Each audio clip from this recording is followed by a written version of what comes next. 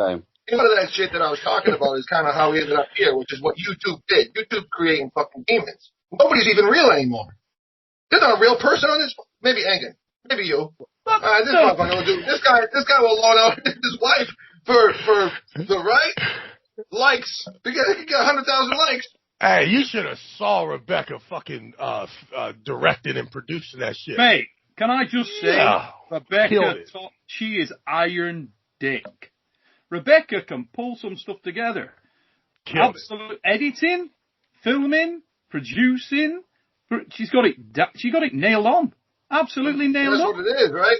The landscape of the sport and even humanity has changed with people having the ability to make a living doing YouTubes, Instagrams, TikToks, whatever the fuck have you. I mean, so how people want to be perceived versus what reality is are two different things. I don't think what we're getting is much real, which is why I came to the show. I came to bring you that little bit of shit you get in the basket, all real. All this other bullshit's fake.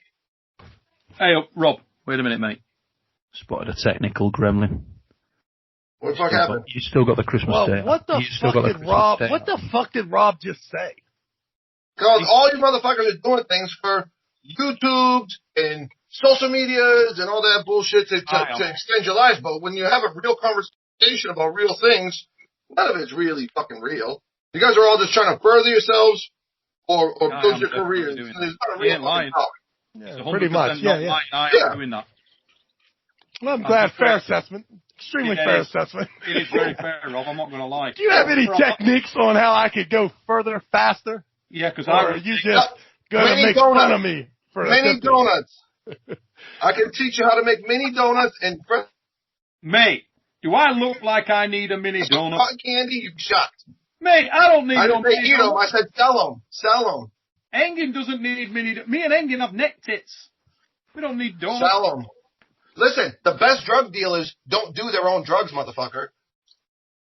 Yeah. You don't hire your own supply. All you need is collagen. He knows who he is. He knows who he is, Rob. If he's around those fucking donuts, it's fucking over. I'm questioning how many of those fucking things I would eat. You'd be good for a week, and then you'll wean on. Right. Yeah, when you start seeing the cash. Yes. Shocking. Trust me. Shocking. Yeah, I know. I already know. The amount a man can make off mini donuts. Anyway, let's start the goddamn show before we go any further, because we're like 3 minutes away. Hey, ladies and gentlemen. Oh, whoa, sweet child of mine. Turn that goddamn phone around, Mike. Hang on, I'm doing something. I'm not ready. That's what she said. I can have satellite cards in Virginia, down in Little Rock. No problem, bro. Satellite. Just need a 10% royalty. Yeah. That's cheap royalty. Set you all up. You know, you can go global. Are you in a food truck, or are you set up in a location? Food truck. Great for COVID, too. Because everyone's shutting down restaurants, but fucking food truck, it's outdoor environment, right? Boom. I love the sound of that. That's awesome. Where you gone, Michael? Why can't we see you? Bang, bang. Travis, should I come on spring for the seminar or no? Yes. I mean, listen, I'm imagining that you're going to be a big draw. I could be fucking wrong. Yeah, I could be wrong. But what we got to discuss is, you know, if you come there and there's only me, you, and one other person, I ain't giving you $1 million. If we go there and there's 1 million people, then we'll make some fucking money together. That's what we have to work it out. We can discuss, yeah. Yeah, but I do think that people would love, and my dream is that, you know, we get 300 people at these fucking things, and it's just the coolest thing in the world. I don't know if that'll ever happen. How about doing it the West and Mid and the East, 3 of them? Mate, listen, yeah, and I'll tell you the good thing right now. If Engin shows up, shaves, you dress him up, he loses like 2 stone, tell everybody it was through collagen, you will clean the... We'll use an old picture. We'll use an old picture when we do the seminar thing. We'll use an old picture. I just think I'm in very good shape because I will pull myself. Listen, he shows up in good nick, shaved, dye his grey away a little bit, Collagen. Yeah, I think it's a no-brainer. I think that we should do one every other day when you are in the United States, and we should just bounce all across the United States. Now, you may find that you don't need me. You might be able to do it on your own. But I will tell you is I'm really fucking good at running the fucking show. You and Paul Balzano, I will be together. Nice. Right, I'm going to intro it, guys. Okay. It's New Year's Day. Rob, are you going to lose the hat? You're keeping the hat? Fuck no, man. It's Christmas Eve here. I'm not losing the hat. People got to accept what they're looking at. Make his a black screen. Make his a black otherwise screen. We'll have to change the pic, so we're going to roll. Ladies and gentlemen, welcome to the show. In the presence of greatness on New Year's Day 2020 is officially in the camp. And God damn it, Blue. And not in a good way. Let me introduce who I've got on the show. We got Rob Vigeant Jnr, who is the World Arm Wrestling League Middleweight Champion and Hammer Holder. We got Engin Terzi, a man who's sponsored by Collagen and CBD, provided by Travis Bagent and Michael Todd. We got Monster Michael Todd, the super heavyweight WAL Hammer Holder, and arguably the very best heavyweight in the world right now. And last, but by no means least, a man who was recently featured as arguably the greatest left-hander of all time, Travis the Beast Bagent in the mother fluffing house. And that was weak. I'll give you the nod. I'll give you this nod. I don't think it's really arguably. I don't think there's a close second. I'll give you that nod. Oh my God. Because Rob and me are in the same. We don't give a fuck about the world. To us, our world is the fucking United States of a motherfucking America. The only fucking real fucking place, okay? And I agree, Rob. There's nobody else. I mean, I don't think there's a close second in that race. I don't think so. No. Who cares about anything else outside of it's speculation, but really, the domination in how good in dominating he was, and he did. Listen, he did go overseas. He did compete overseas. He did that shit. He danced that dance. Just because he doesn't dance that dance when they're saying, now, hey, motherfucker, show me that trick a fourth time. He's like, motherfucker, I showed you that trick the first 3 times. Yeah, it's tough. Hard to win over there. Hard to win over there, boy. Yeah, but you know what? I don't think there's really an argument for the best left-hander, really, to me. And I like to think a lot of different things about the right hand, but left-handed, I think it's pretty solid. If Engin gets the boat, right? If Engin gets the boat, and he shows up shaved, collagened off his mother fluffing mind, rolls up on a US beach, and on the back 2 seats of the boat, off jumps Levan Saganashvili, right? And he's taking up 2 seats. He's taking up 2 seats because he's so fucking big, fresh off his loss to Michael in Dubai. And he gets it, and he's like, I lost the right, so now I've got to go on the left arm. And Travis had a nod about this. And somebody's crazy enough to put 50 grand, because he likes 50 grand on the line. Who wins that match, Engin? The best version of Engin likes Europeans. He's going to answer it predictably. Predictably, he's going to answer for Levan. Come on. Yeah. Who gives a fuck anyway? It's going to happen, dude. I think it's going to happen anyway.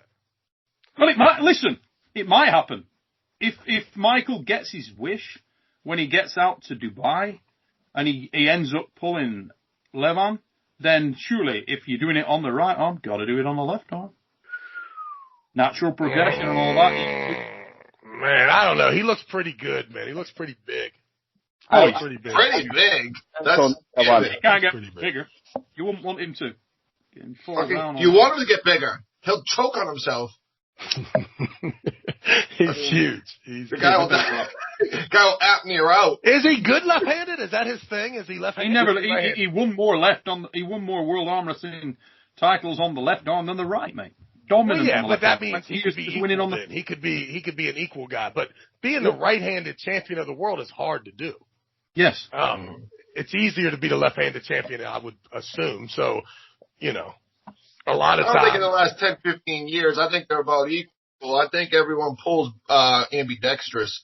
I think that maybe back in the day, way back when, left was easier. But I think in the last, we'll say, to be sure, 10, 15 years, I think left is every bit as competitive as right.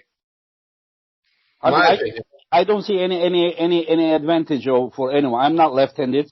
I'm right-handed, but I'm pulling left hand. So it is as hard as, you know, for me as for anyone else, you know. I mean, what kind of advantage could I have if I'm not left-handed either? It just seems to me like some there people have are fair been disparity. there have been left-handed people that have done good in left-handed classes. I am not left-handed. Disproportionately. Yeah. So also, but you it's do all have your good. specialists. I mean, the obvious one being Oleg Zok. You know, I mean, Jock's ridiculous, but he's just. How is he? Has anyone He's seen pulling him? again. Yeah, he pulled recently. How is he? Is he back? How normal is he? Is he normal mentally? Is everything good? I don't know whether he's still got some lasting effects, but he's clearly strong again. Where he is compared with, have you ever pulled him, mate, at all? No, I just grabbed him one time and I realized that I'd have to have a new set of rules if I arm wrestled the guy. I pulled him after tournament once, but I was one category above him. Yeah, he really is ridiculous. I mean, you cannot really hold him without strap, but what I noticed is that his wrist curl, his whole entire wrist curl is above both of the straps. You know, and the rest of us, normal people, one strap is above your wrist and the other one's below. But if you watch and look, both of those straps are underneath his wrist curl. Which is friggin' awesome. If Jesus Christ. I put my wrist curl, you're much stronger. Oh my God! Like a lot stronger. Like Night a whole. So the fact is it's not fair or equal. If we follow normal rules, with this guy having the separation between his index finger and thumb at it's just not fair. I mean, it's interesting, isn't it? Because pound for pound, everybody talks about pound for pound, right? And one of the things that I want to discuss on this show, again, we've got a lot of questions that people wanted to ask, and we'll address that. Great forum to address it on here. But let's start with the left arm. And do you think that just before the accident, that Oleg could have been at the level where he was overall number one in the world lefty? Could he have beaten Levon? No. I don't know if he could have beat Levon, but I'm just telling you, he was at that level. Now, when you say at that level, does that mean you're in the top four? Everybody in the top four could win. I'm telling you right now, if I pick that fucking go, World best left-handed, hands down. I can fly out. Wasn't it Dennis? I'm just telling you, he did beat Pushkar in Moldova, and I was like, oh my God, this motherfucker. Dennis was the best by a good shot, right? Travis, do you think that there is something about the Pushkar match that maybe Pushkar just late or something? Well, yeah, I don't think he had any more fight in Can I him. tell you something? Like that match happened only 1 month later in Antalya, Turkey. The WAF was there. In 85 kilo, Clement Dimitrov actually top rolled Zok. I know. And then about 20 seconds, and then finally Zok beat him with a dead wrist. So if Clement is near there, you know, then Zok is also, I mean. Yeah, but it's a one-off. To be fair to him, Engin, it's a one-off. That's anybody can make a mistake once, and Plement's mega. But his body of work. I mean, I'm not saying that Clement is not mega. Clement could probably make a lot of top heavyweights sweat. Really. He could make, if you let him hit your hand. You take the best lefties, you take the top 5 best lefties, and you let their whole wrist curl be underneath both of those fucking straps, and you realize how much of his hand is inside of those straps. It is almost impossible to overcome. Almost impossible. And it was really hard for even Devin to do it. And Devin is, Devin's going to make you go sideways at some point. He's long enough. And he finally made that happen. And that was after Oleg pulled like 15, 20 matches. and Devin's fresh, and he still was all over his ass. It is a super unfair advantage for Mr. Zook. Travis, in 2015 Zloty, the Mazgan Shamiev at Zloty to 78 kilo, in same weight category, flashed Oleg Zok in hook. People said that maybe Oleg slept at the go or something. And then Mazgan with another super hook puller guy from Lithuania. What's the guy's name? The blonde guy, short and big arms, Neil. Lithuania? You mean Asmonas? Yes. You remember, in the past, he was very good in hook. Yeah. So Mazgan and this guy, they had like 1 minute and about 10 or 20 second hook matches. And then Mazgan finally won. And after more than 1 minute long match, Mazgan and Zok were in the final, but Mazgan was finished. Still in this final, in the strap, it took 20 seconds Zok to beat him. The guy that pulled 1 minute and 10 seconds. Well, it's interesting, isn't it? The most difficult might be a presser. So there isn't anybody, Only 40 days before that tournament, I flashed Mazgan in Malaysia Worlds. Style I'm matches. just saying that the guy is okay, but it is somehow whenever he gains weight, the things are getting easier for him compared to his lighter. I have seen Alexander Kowalczyk flash him once. So he is incredible. Whenever I said that I pull him after the tournament, I flash him too with ready go with the strap, because if you want to go to his hand, you can't. His wrist is so strong. If you go inside, you can.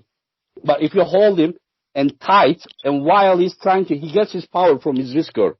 But while he's trying to curl his wrist, if you load his hand, but not the top roll, but just load it so he cannot curl you, and then while he's trying to curl you, if you just hit him sideways, if you have that ability, I saw that he was vulnerable. I'm not saying I would beat him. I was just going to say, Engin, if styles make matches, it's the old 90-10 rule, or 80-20 if you want to go there. But I mean, the other week, okay, when watching a thing, and Devon came out with a comment on there, and he said, Michael Todd's left arm is terrible. Pathetic. Okay? Now, pathetic. Now, the point I'd make there is, if you're Devon, it may feel like that because you're like designed to take away where Michael pulls on the left arm. And, I mean, let's be honest, on that day, Michael had trained hard anyway, and his left arm probably felt it really bad. But regardless of that, if they were fresh and he still got a result, you got to think that some guys just are your bogeyman. And I think if you were designing a guy that'd take a puller like Mike out of the game lefty, it would be someone like Devon. Well, Devon also got one of the best left hands ever. I mean, it's not, I don't consider it quite on Travis's level, but it's real fucking close. It's probably top 135. I think when you're that high, everyone feels terrible. Everyone feels terrible. Dude, I forgot. When I watch those highlight films of myself, dude, I'm knocking those fucking guys off like they're not even there. Like, I forgot. I mean, Jesus Christ. Man, I used to beat that guy, like, and we're the same age. Yeah, but he also beat you in a match, too, though. Yeah, I'm just telling you, I beat him 194 times, and I lost 5. And for some reason, the 5 losses have gotten 9 fucking million views, and they're the only ones that pop up on the internet. Just say 20-5 or something. I'm just saying, like, Devin saying a guy's left is terrible. When you're talking one of the top, 5 guys on the planet left-handed, that's a really bad case. I'm different. The point I was making there was, guys, if you had, let's say, you don't have that weirdo presser really at anywhere around that weight class, or even in the heavyweight division, now left-handed. There's nobody who's as comfortable with that move as, say, like Jerry is on the right arm. You know what I mean? But if you had someone like that, that would be very interesting to see how Oleg Zok would deal with that. It would be interesting because all I know is Mike's got the belt. Show him the belt, Mike. It's on the wall right over there. Motherfucker's got the belt. That's all I know. Medal at home.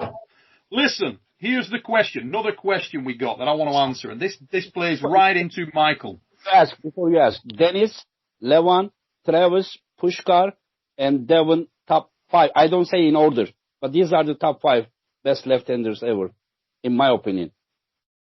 Dennis, Levon, Travis, Pushkar. In their prime, I think that Eric Warfel, I feel like Eric Warfel was really fucking good. All at their I feel best. like Eric Warfel was good. But he was a little older. Eric's 60 years old. In their prime at their best, if I had to put a massive amount of money on, if you round robin those 5 guys, Travis will win. Now, I will tell you this much. Levon may have some arm wrestling skills set up. Yes. When I was strong, I'm telling you right now, I think I would have fucked Dennis up. Like, yeah, I Dennis agree. is just a little sloppy. Now, I'm not talking about that guy who pulled Devin. That guy was ready. He looks pretty awesome. The guy who was arm wrestling people to get to that level, like just the sloppiness of his chest opening up at the end. I'm telling you, there were years where I would have fucked him up. Well, just him being just uncoordinated enough. I think he wanted to contain people like this, and I don't think he would have been able to hold on to you. And maybe not every time, but I'm just telling you, there were some times I would have fucking been so far away from that guy, it'd have been crazy. But who the fuck knows? I don't know. Levon may be a problem in the setup. He may just be a fucking rock solid where you can't, get away. And I would hate if the referee was all fucking tough and we waited there for too long. There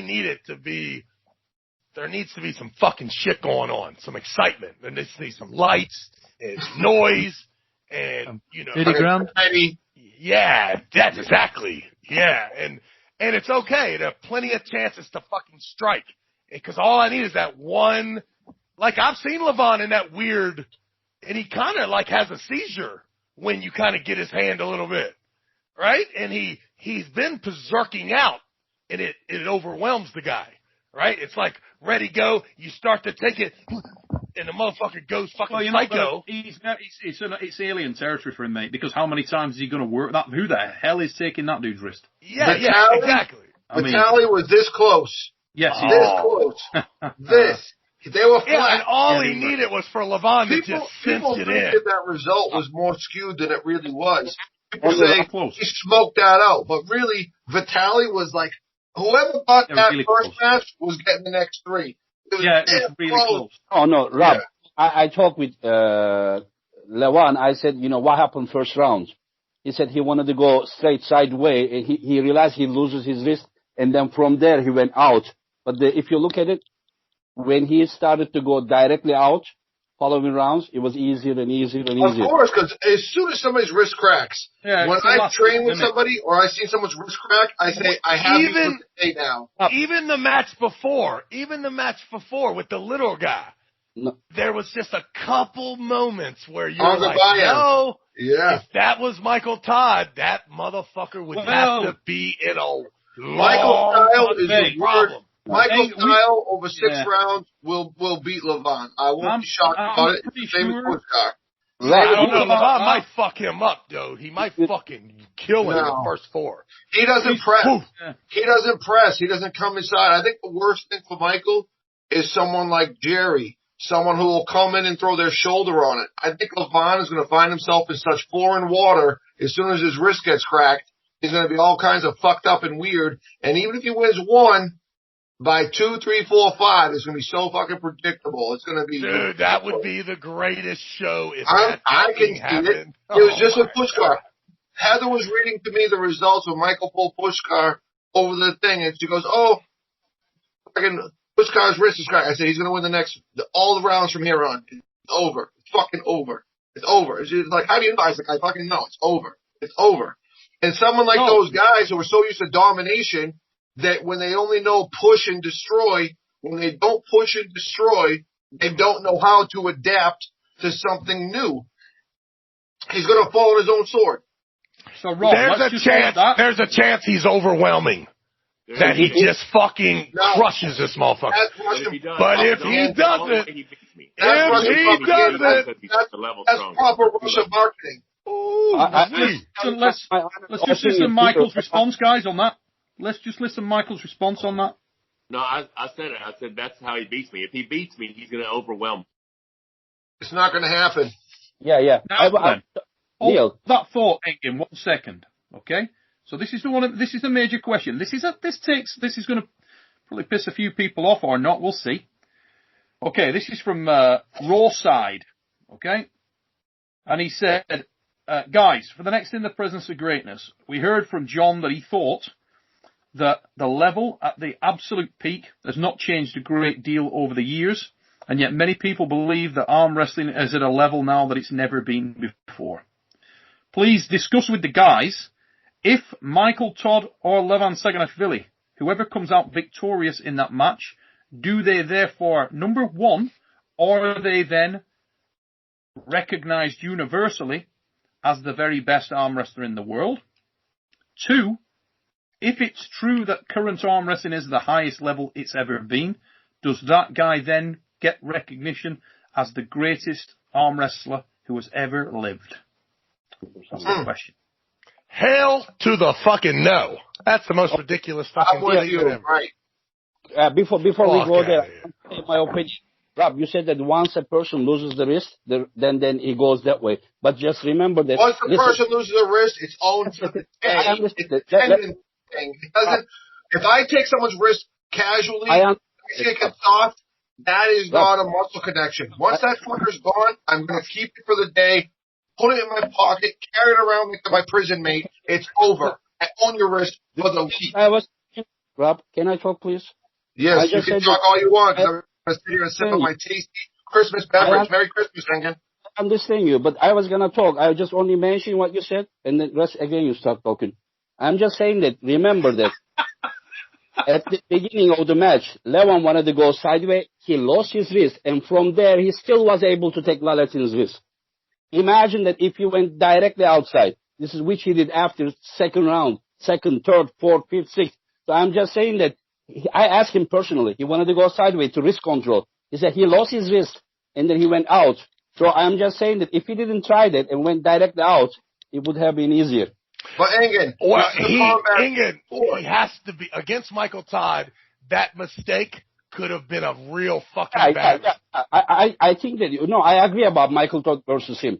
He has. He doesn't want to make any mistakes and get in that match. He can't lose his wrist. If he loses his wrist once, it's over. It's once and it's done for the good. Shoulder press. He said he said he can do that as well. I will tell you something. I was there when Michael pulled Pushkar. If Michael comes, I hope he comes. I want to tell to his face. If Pushkar was brave enough on that day that he beat Michael 4-2, he could have won that match 6-0. But after he lost Michael 6-0 in the past, where he tried to do shoulder press, he was afraid to do the shoulder press. But after he became 2-2 with Michael in Poland, and then he had no other. I was like up there watching. I was like, Pushkar, you are crazy. Just try the shoulder press, because in US Michael had the wrist and everything here, so shoulder press didn't really help him. So, but on his mind, still that was playing. I can't beat Michael with that wrist. But here in Poland, it was different case, because when Pushkar hit and lost his wrist, Michael didn't really have full wrist. He was pressing to the far side of Michael. So whenever he turned and he pressed, so last 2 rounds. So I'm just saying, if Pushkar would have tried what he did in the round 5 and 6 on round 3 and 4, I believe he could have beaten Michael 6-0 on that day. And I also believe Michael could have won 4-2 if he wouldn't have gotten so lazy and let Pushkar get so fucking high in that strap. Because if you notice the last match, even with his wrist bent back, Michael was still so low, and there was so much of Pushkar's fingers in the hand. I actually agree with that. I just felt that when Michael got 2-2, he was fucked up. He was fucked up because it was hard. And he's looking back at Rebecca. He's looking back at Rebecca, and the whole time, Pushkar's just raping the height. This is territory for a lot of questions in every match that ever played out. if you want to start talking, if a person did this, if a person did that, you can't indiscriminately punk some people by saying, I smashed them sideways, and then go, well, this guy lost because he did this, but going to go back and do his bullshit. What the fuck is he talking about? Can you mute that? Motherfucker, listen for a second. Shut up. He had that last fucking sip, that last drink. It fucking took him out of the game. He went Kenny Hughes on us right there. Fucking tournament. No, these guys are all talking hypotheticals. You can't talk hypotheticals. No, I'm not talking hypothetical. I'm saying I'm not talking about you. Why don't you shut the fuck up? Oh, man. I wish I was around. I wish you would jump right to that screen right now. I wish I would. I wish you would. Yeah. Yeah. I wish. Mike got sloppy. Mike, tell us. Happy New Year, motherfucker. All I'm saying is, hypotheticals are the weakest argument in the fucking game. Because you put a hypothetical on every single argument out there. Ever. Oh, Neil, what was the original question? Past today better? Fuck you, Travis. The original question was, if Michael was to, let's say Michael beats Levan, or Levan beats Michael, number one, is that guy then unequivocally the man right now? No. And they're definitely better than Travis. If that is the case, if as soon as they leave that arena, 4 people are going to say, hey, man, so-and-so can beat them both. And then the guy who just lost, when he gets back to the locker room, the very next day his fucking wife's going to say, you know what? I bet you if you pulled him again today, you could beat him. And that's the way arm wrestling is. Hey, we've run in the commentary on that goddamn thing. I'm pretty sure that by round 3, you would have already explained that you could beat them both. Yeah, of course. That's what we all do. That's why, in my opinion, arm wrestling is better off when it's played under golf. We play every weekend, and there's new winners. At the end of the year, who won the most is the champ, the number one guy. But the number one guy might not win next weekend because we're arm wrestling all the time. This is interesting as hell, though, because is there ever a time where Michael can actually realize this dream he has of being the world number one? Or is it just... he already... Listen, he already fucking believes it. He already believes it right now. These 2 guys deserve to pull the title match. Yes, those are the guys... No, in my opinion, those 2 guys should be pulling with all of us in a fucking circuit all the time so that we would already know. But we don't know. We don't have a fucking clue, and we're nowhere close to making it happen either. Is arm wrestling is the guy that's the guy right now representative of the strongest ever, or is that just fake? I mean, I don't know how you could ever say that. I don't know. I think that both have great arguments, right? If you win, you sound the strongest ever. But question. I mean, extremely difficult question to answer, and I'm not on raw side. We're not ducking you. Literally, mate, we're not ducking your question. It's just that it's really hard to answer that question.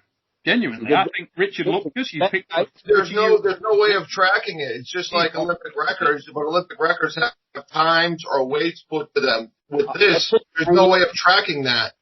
So what I do think is we're creeping on that level that will be the highest level, and if it's beat, it will be beat by like fractions of a pound.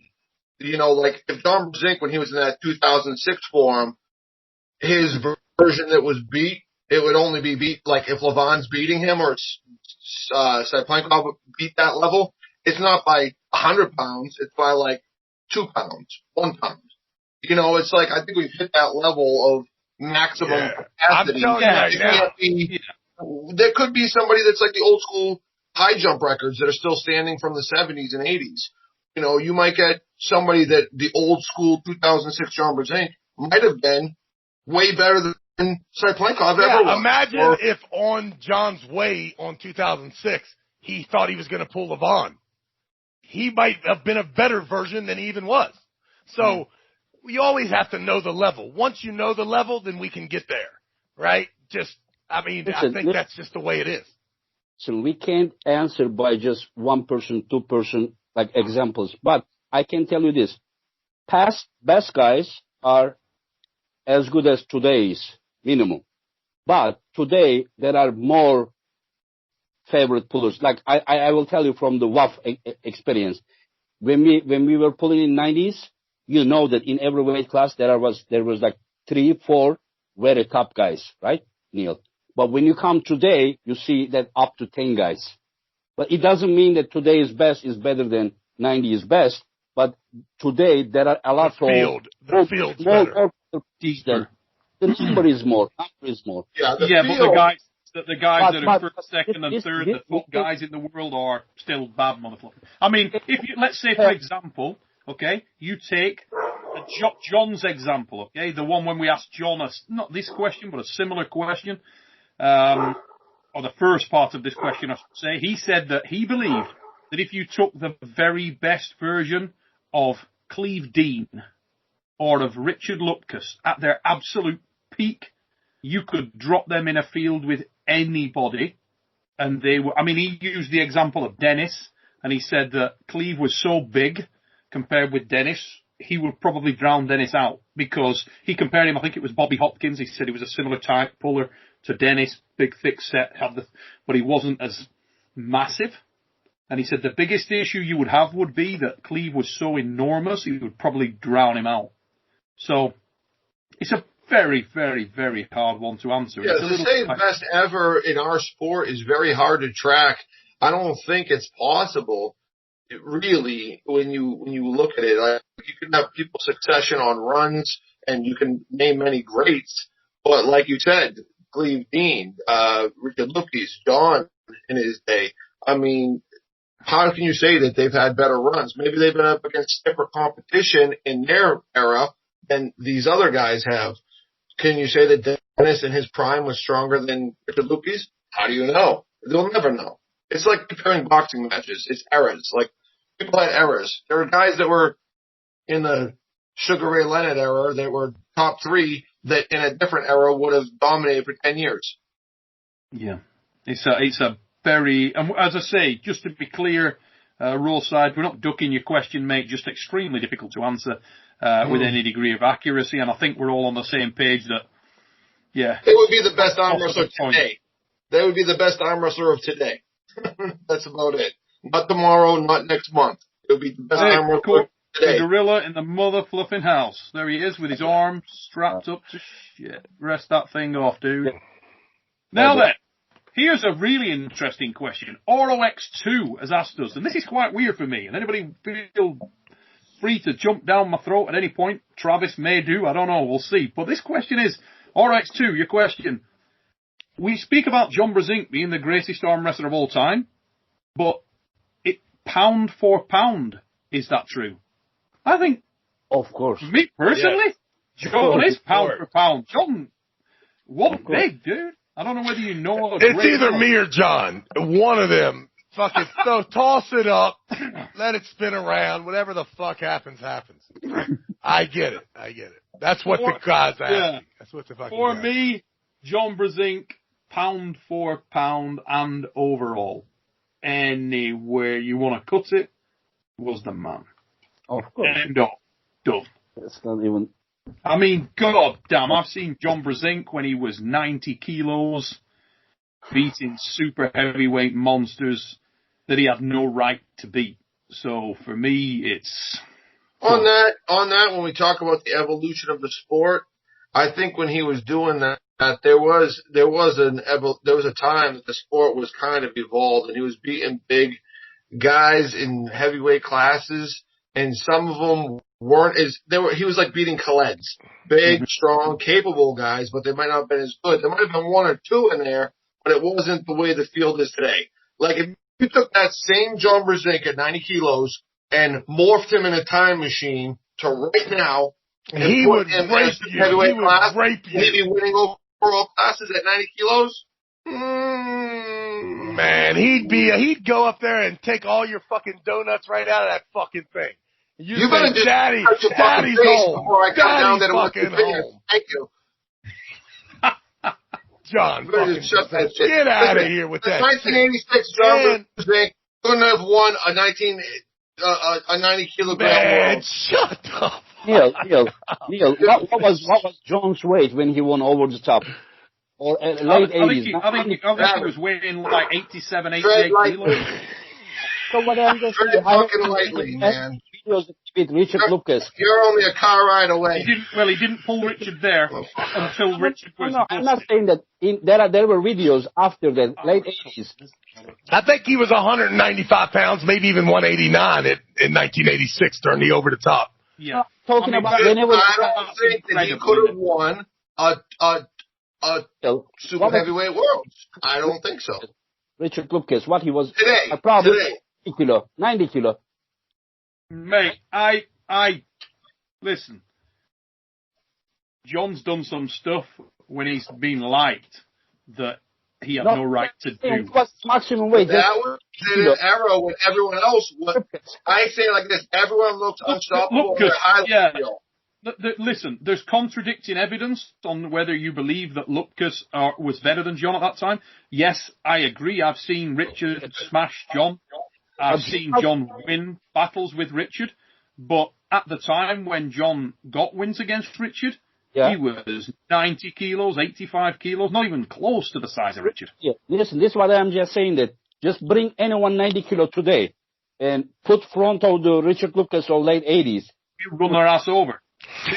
Richard Lucas will bend them over and put an apple in their goddamn mouth. They wouldn't even pull that match. They say, no, okay, just tell him that he won, they would say. Just bring him against John was 51 years old. He went to Russia. Of course, he was heavier than Zolev, but, I mean, he beat him like nothing, you know. Oh, my God, mate. I'm not going to get into that because I'll say things that'll offend people. Big respect to Zolev. Nobody can touch Zolev up to 90 kilo here.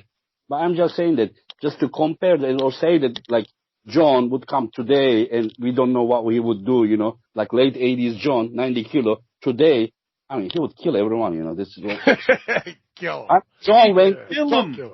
John went to what he won with left arm, which he used only to clean his. One of the best examples of that I witnessed up close and personal. Really up close and personal. You remember Dima Kochev? Yes. Okay, Dima Kochev, WAF world champion, ran through everybody at the Worlds. It was like it was the second coming of Christ. Yeah. When you went to the World Championships, he beat people so bad it was disgusting. And John beat Dima Kochev like a bum. Like, he absolutely beat him so bad, it was embarrassing. It was embarrassing. But he was 4-2. Neil, it was 4-2. Mate, 4-2, man. Yeah. Yeah, but no comment. I was sharing a room with John, and I can tell you what happened there. That was John's example of trying to make a match look interesting. Interesting. Dude, he could have grabbed it. He could have dad moved him all night. It was a man against boy. I'm telling you, John, that sometimes John has shown up focused and ready, and he's been off the scale. I don't know how strong he was. Off the scale. Afterwards, after that show, we were under a big beer tent, and he was just running up to him, pulling him. He was just... Neil, when we talk about John, you know, the reason that I respect him this much is not only what he did at the table, but he was, like, so brave. He would go anywhere in the world. He would pull against anyone. Like, Michael has similar spirit, you know. He says that he would go to Georgia and pull in a garage with Levan. You know, this is the reason that I am asking questions. As long as Rebecca had the camera. Rebecca had the camera and was like really motivated and had a good angle and nice lighting. Yep. No, the guy is a different guy, you know. Let's when we talk about the John, let's not ask any questions about his greatness here. After that, we can talk about second, third, fourth, fifth. You know, we can talk about it. It's all opinions. It doesn't fucking matter. Who gives a shit? It's all opinions.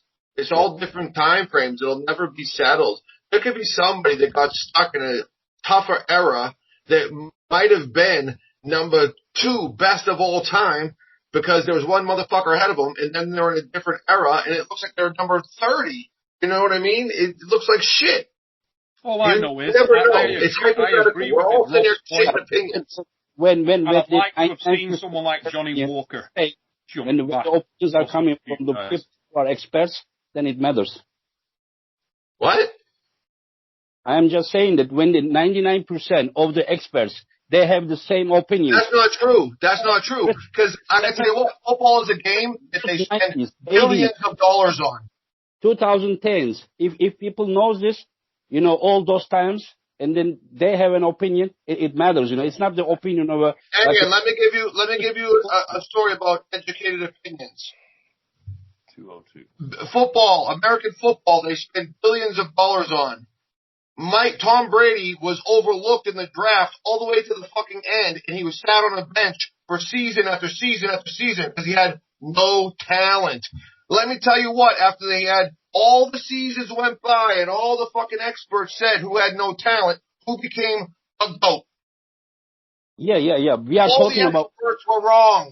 So we don't even know what the fuck we're talking about. Yes, we are talking about what's proven, not what we guess about what's going to happen in the future or something. We talk but about. We don't even know. It's all hypothetical. It's two different things, like apples and oranges. Talking about.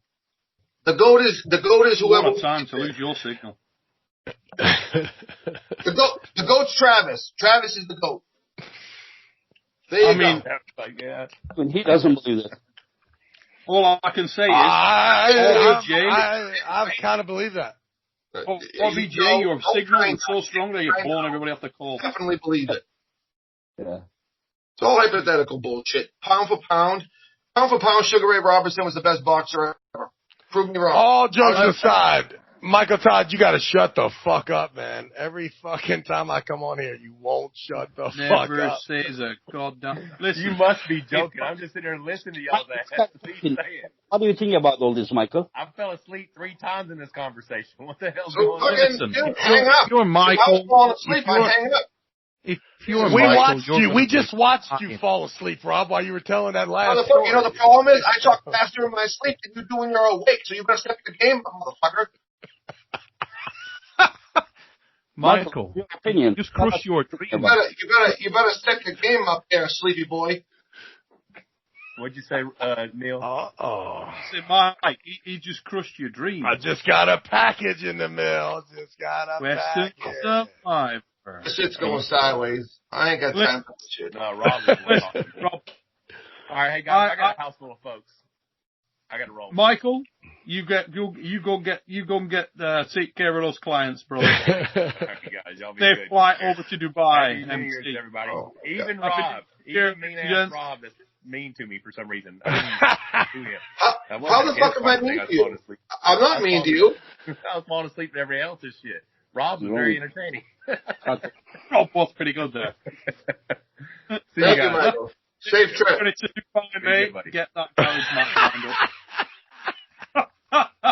Oh, brilliant.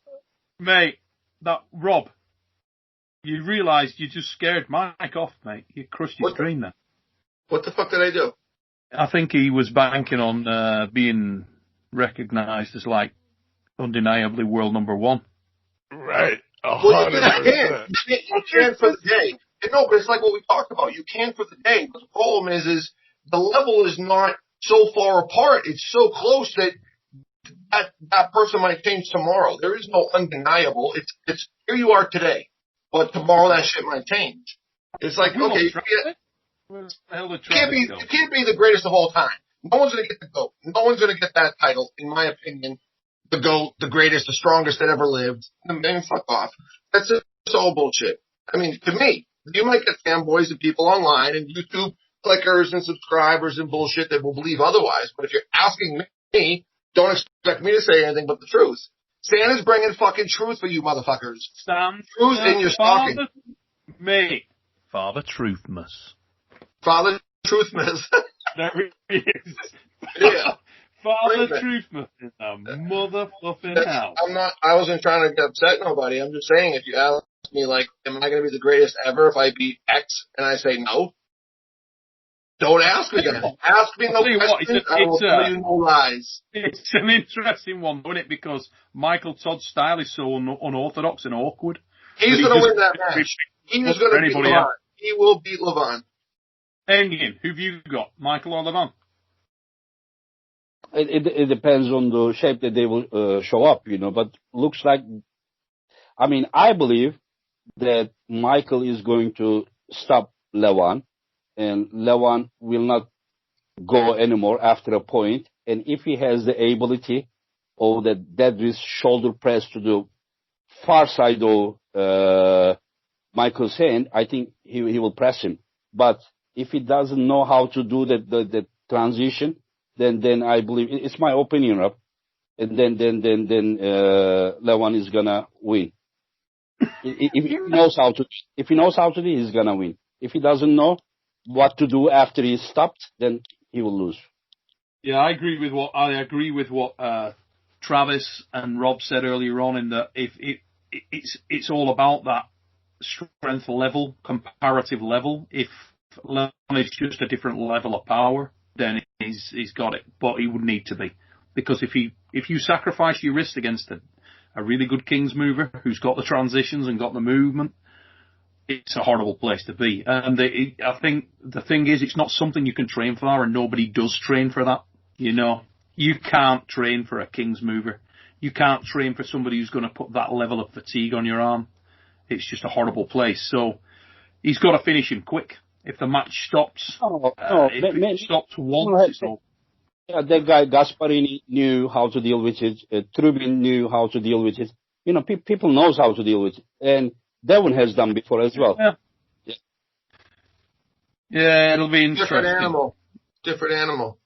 I agree. I tend to agree with what Rob just said. I think it's styles make fights, and I think also the bigger men will gas quicker. I love it to be I'll tell you what, I would love it to be a match where Levan is able to adapt to the King's move and it doesn't go one way. So in other words, what I'm saying is, let's say in the early rounds, Michael did manage to take Levan's wrist. I would hope and like to be in a situation where it didn't sort of deflate the match. You know what I mean? So that in rounds 3, 4, 5, it's boring. Michael's going to lose two. Michael's going to lose two happily. He's going to let that shit slide just so we can burn that motherfucker. And knowing the next 4 are going to be real smooth. Smooth. He's going to let him get up there, but you know what? That guy's going to gas, because that guy is not used to pulling people that stop him. He's in unfamiliar territory. He's a tank fighter being put in the jet. He does not know how to control that animal. He does not know how to deal with someone who stops him in a style that they don't even deal with there. These guys are all stand-up, shoulder-tight armor. If Rob was Georgian guy now, he would be saying something opposite. But, you know, as someone from third country, I believe that, I have no allegiance. What I have is insight from what I'm seeing. 2-0, Michael then won 2, and then Pushkar won last 2 again, you know. So it doesn't mean that just because you won first 2, you are going to lose the rest 4. It didn't happen, you know. No, I hope that's the case, Engin. I really do. That would be my wish for the match. If I have a wish for that match, it would be that it's a very entertaining match, so we get to see different rounds, evolving rounds. We don't just get, one guys. I wouldn't want to see Levan run over Mike. I wouldn't want to see Mike just tie up Levan and then him be gassed out and done. Either way, if that goes down, it's a little bit of a deflating situation for me. Neil, you used to be a boxer, right? You boxed a little bit? Yes. Yeah. What's the hardest thing to deal with when you're a boxer? A wild puncher. No, it's a wild puncher. Because when you're a boxer, they teach you how to deal with other polished boxers. They teach you how to deal with straight shots. So you move based on straight shots. How do you deal with the loopy puncher that's wild? It fucks you all up because all your training is for the classical boxer, but not for unorthodox. It's difficult to deal with the unorthodox, definitely. And Michael is the epitome of the unorthodox. He's going to put these guys are all over there classically trained with control and with shoulder tight and with all this stuff. So when they get used to pulling people, they're pulling people in a similar dynamic. They're pulling somebody else that's going to pull them into a zone that they have never been even exposed to. It's almost like when you take... Oh, they know. They see him. Jamaican bobsledders and put them in Siberia. Well, that's true. I'm not sure that's necessarily even just an Eastern European thing, you know, mate. I think sometimes that's just it's almost a King's move thing. I think everywhere, there's very few guys that are truly proficient in the King's move. And if you get a guy who is, it's horrible. Well, there's two of them. There's two. Can I talk you guys continue. Listen, guys, we're going to wrap it up there anyway because my signal is dying. So, and we're 55 minutes in. Can I also say something about it, or just just like all the time talk each other? No, nothing to do with that, Engin. It's my battery's running out, dude. Gasparini the first time. Listen, Gasparini the first time pulled Michael. He beat him, but he lost on fouls. He actually pinned him. Turubin did a super match with him. He beat him 4-2. Nobody is dumb. They know. I talked with Levan. He said that I know how to finish it. Even if he stops me, I'm gonna do deadlifts to far side of his head and do shoulders. I mean, nobody, just because they never pull against him, people are not dumb. They can figure out how to pull. You understand? Absolutely. Okay, you finishing? Yeah, you can finish now. Yeah, I'm going to have to, mate, because we've had a power issue here, some kind of power outage, as you can probably see by the lighting, and the battery is low. So we're going to wrap it up at that. But we're 55 minutes in, and you know what? It's quite ironic that would happen at the end of 2020, because this year has absolutely sucked. But I want to say a massive thanks, Engin. I want to say a massive thanks to Father Truthmas for coming on down the chimney. If I did in fact get the 250, Travis has no fucking chance. Zero. Yeah, hey, never been a better time to say that when we've lost him. That's an ace stat because there's no comeback. Yeah. Okay. Listen, ladies and gentlemen, we want to, on behalf of Engin, Rob, Michael and Travis, who had to cut off, we want to wish you all a very happy and healthy new year. Hopefully 2021 allows us to get back to some arm wrestling. And on behalf of myself, I want to say a massive thank you to everybody who has supported the channel through 2020. I hope I can improve things in 2021 and we can continue to get guests up there. And, main thing, I hope all of you guys and your families are happy and healthy. I hope you are all coming through the festive period fit and well. And take it easy, guys. If this is your first trip to Supernatural Strength, like, share and subscribe, and we'll see you with more content in 2021. Happy New Year, ladies and gents. Hey, happy New Year's, gents. We'll talk soon. What grabs your eyes on that, if anything?